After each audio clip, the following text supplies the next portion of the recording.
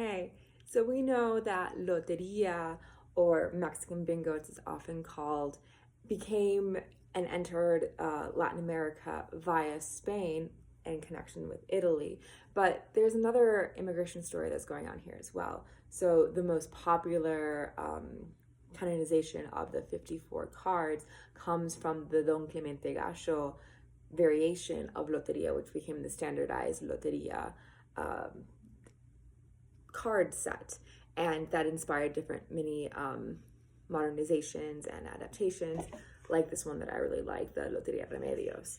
But essentially, I want to talk a little bit about the Don Clemente Gacho set originally. So it comes from a man, a famous French immigrant to Mexico, who was called Don Clemente Jacques. And he owned a bottling and canning business. And he also had connections with the printing press, and he owned that as well. So he began to mass produce his version of the game, and it was kind of used to advertise for his canning products and his tinned rations that he was giving out to soldiers.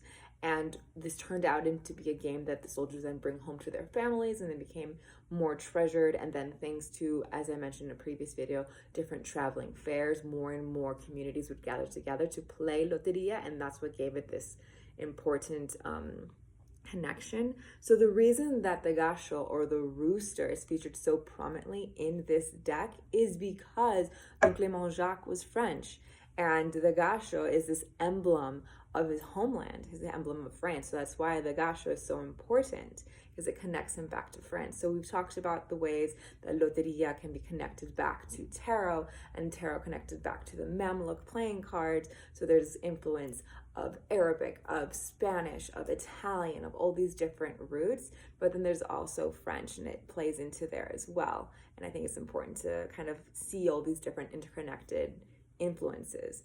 And with his version becoming the standardized classical version nowadays, it's the one that's used to inspire different novelties. And what's curious too is that the Catholic Church created a set of Loteria cards in the 1930s, and its aim was to teach more people about the Catholic faith using Loteria cards, or the concept of it, to kind of teach about it. And I think it's interesting to think about those connections, because if we connect it back to the tarot, and it's this fear of it being like non-religious, it does have all these different other Christian elements and other different religious aspects, if you want to read into the symbolisms. So there's ways that they're all interconnected despite this fear of wanting to create something different. And with the Loteria cards themselves, the idea was, by creating this special set, they were separated. So stay tuned for more.